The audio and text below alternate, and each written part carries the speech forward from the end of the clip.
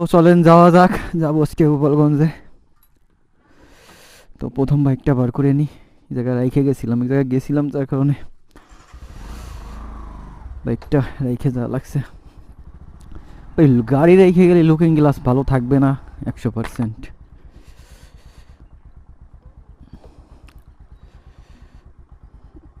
দাঁড়ান, এই লুকিং গ্লাসটা ঠিক করে নিই গাড়ির। ওঠ।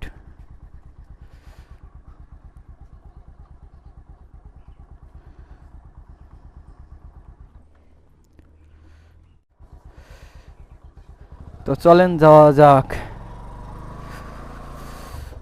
ও, তো কিছু মোবিল গাড়িতে একটু বেসিক সমস্যা দিয়েছে, ওটা ঠিক করাতেই হবে আর কি, ঠিক না করালে তো হবে না। ভাই দাদা নতুন অত দূর ঘুরতে পারবো না।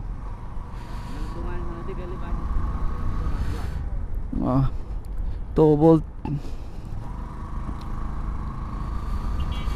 যারা যারা নতুন আছেন তারা অবশ্যই চ্যানেলটাকে সাবস্ক্রাইব করুন, ভিডিওতে অবশ্যই এটা লাইক করে দেবেন। এই যে হচ্ছে আমাদের রঘুনাথপুর ধর্ম খেয়াঘাটের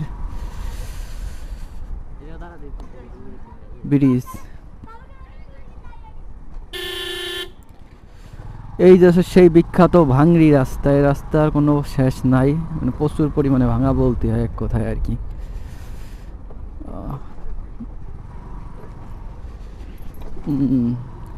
তো বেসিক্যালি আমাদের শহরে যাইতে হলে আপনার এই রাস্তাটা পার করে সামনে বেদগ্রাম, বেদগ্রাম পার হয়ে তারপর যাইতে হবে, তার আগে যাওয়া যাবে না।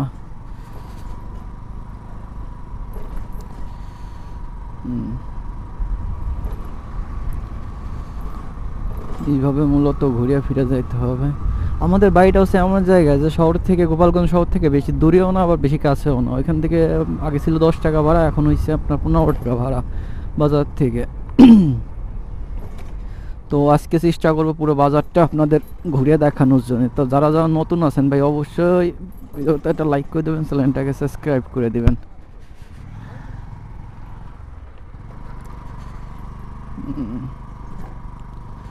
অন্ধকার প্রায় ঘুরায় আইছে।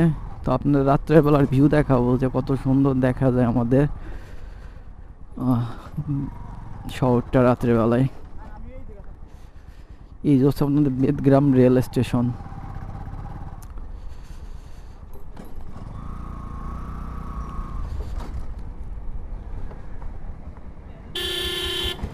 যেভাবে ঢোকাইছে গাড়ি, মানে বেরোনোর মতো কোনো সিস্টেম দেখতেছি না আর কি। মানে যে যেরকম পারে সে সেরকমভাবে আর কি গাড়ি ঢোকায়, এতে কোনো সমস্যা নাই। এতে অ্যাক্সিডেন্ট করি।